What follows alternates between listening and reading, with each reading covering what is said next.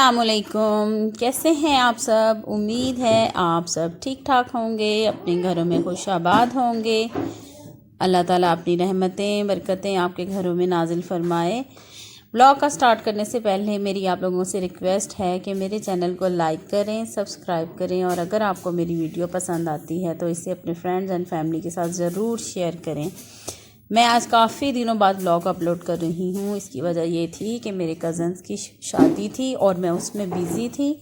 और ये ब्लॉग मैंने पहले से बनाया हुआ था लेकिन मैंने अपलोड नहीं किया था, तो मैं शादी में बिज़ी थी। और शादी थी, मेरा कज़न है एक, दोनों आपस में कज़न्स ही हैं। एक मेरे चचा का बेटा और दूसरा मेरे चचा की बेटी थी। तो मैं उनकी शादी अटेंड कर रही थी, तो मैं उधर बिज़ी थी, इस वजह से फिर अपलोड नहीं किया। तो शादी में बहुत मज़ा आया। ज़ाहिर है जब कज़न्स की शादी हो तो इंसान बहुत ज़्यादा इंजॉय करता है और मैं भी काफ़ी इंजॉय किया। मेरे घर से काफ़ी दूर था, जो जहाँ पे था वेन्यू काफ़ी दूर था, तो मैं फिर अम्मी की तरफ ही चली गई थी और वहीं पे मैंने 3-4 दिन गुजारे थे और वहाँ से ही शादी अटेंड की। फिर मैं संडे को घर वापस आ गई थी। तो शादी में मैंने सोचा तो था मैं वीडियो बनाऊंगी, लेकिन आपको पता है फिर जब इंसान अपनों से मिलता है तो वो इतना बिज़ी हो जाता है गपशप में, एंजॉय करने में, तो फिर वो मैंने बनाई नहीं, इतनी ख़ास कोई वीडियो ही नहीं बनाई। बस थोड़े से जो क्लिप्स बनाए हैं तो वो मैं वीडियो के एंड में आप लोगों से शेयर कर दूँगी। और फिर वही होता है ना कि काफ़ी टाइम के बाद जब इंसान किसी से मिलता है तो इतनी खुशी होती है। मेरी शादी हुई भी है आउट ऑफ फैमिली, तो जब मैं अपनी फैमिली से मिलती हूँ तो मुझे इतना अच्छा लगता है। मेरी चाचियाँ, मेरी फुप्पो तो उनसे मिल के मैं इतना खुश होती हूँ कि बस फिर किसी चीज़ की होश नहीं रहती कि मैंने कोई वीडियो बनानी है या मैंने कुछ करना है। कज़न्स के साथ गपशप और सब, और चचा वगैरह के साथ मेरी बहुत ज़्यादा, अपने चचा के साथ, अपनी चाचियों के साथ, फुप्पो के साथ बहुत प्यार है। तो वो मैं जब आउट ऑफ फैमिली में हूँ तो जब तब ही मुलाकात होती है, जब कोई फंक्शन हो या शादी हो या इस तरह का कोई मौका हो तो तभी मैं जाती हूँ और उनसे मिलती हूँ। तो अब ये जो कज़न है जिनकी शादी हुई है, ये कज़न कनाडा से आया हुआ है और उसकी सारी फैमिली, अम्मी अबू उधर ही हैं, तो वो इधर अकेले ही थे दोनों भाई।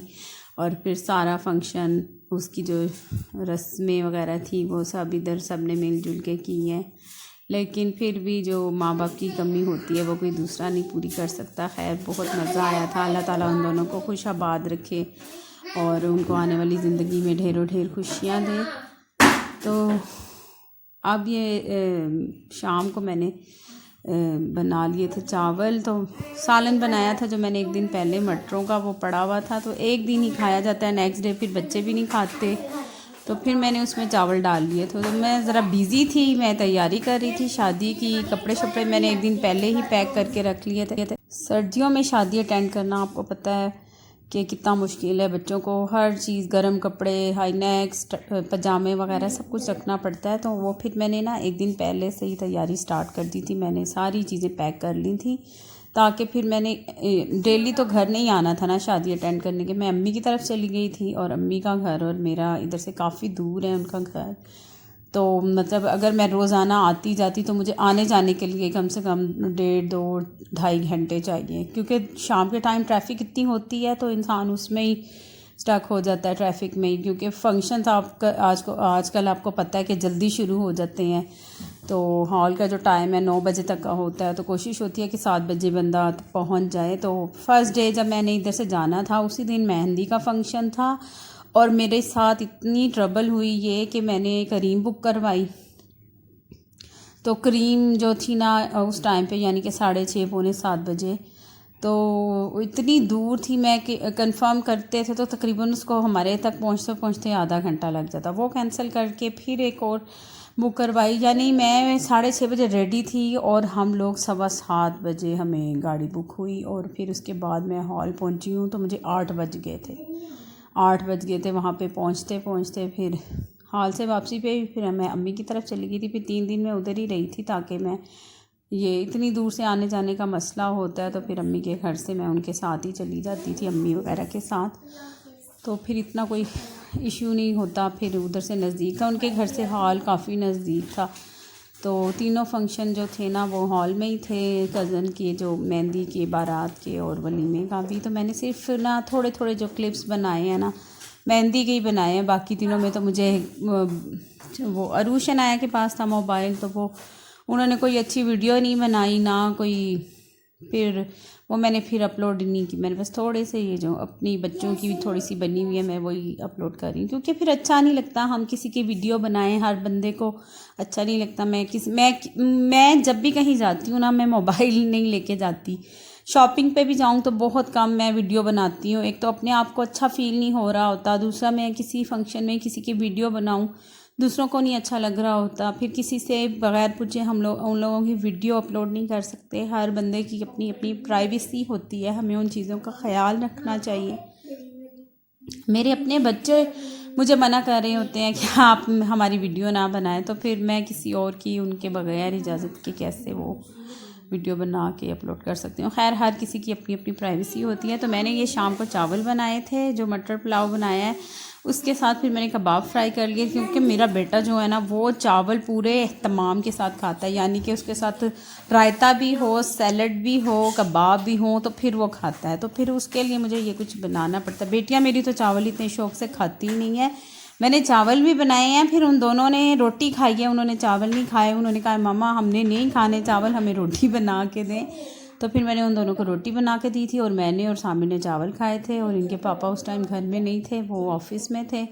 यानी कि ये 6, साढ़े 5, 6 का टाइम है, मगरिब का टाइम है ये तकरीबन। उस टाइम मैंने बना लिए थे, क्योंकि मेरी कोशिश थी कि मैं जाने से पहले सारे काम अपने समेट लूँ। ये गई तो मैं अगले दिन थी, लेकिन ये एक दिन पहले की वीडियो है।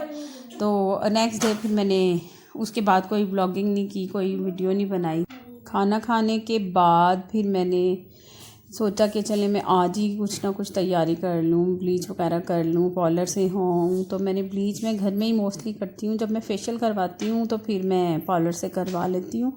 तो ये मेरे पास पड़े भी थे, चलो मैंने कहा खुद ही कर लेते हैं। बैठे बैठे मैंने ब्लीच कर ली, और फिर उसके बाद मैंने अनाया अरूश को शावर देना था, क्योंकि मेरी कोशिश थी कि मैं आज ही इनको नहला दूँ, क्योंकि नेक्स्ट डे हमने जाना है। तो फिर सर्दी में बच्चे एकदम नहा के बाहर जाएंगे, तो इसलिए फिर मैंने उनको एक दिन पहले ही शावर दे दिया था। और ये है जी मेहंदी वाले दिन की जो वीडियोज़ हैं, थोड़ी बहुत मैंने और किसी की नहीं बनाई थी, बस अपनी।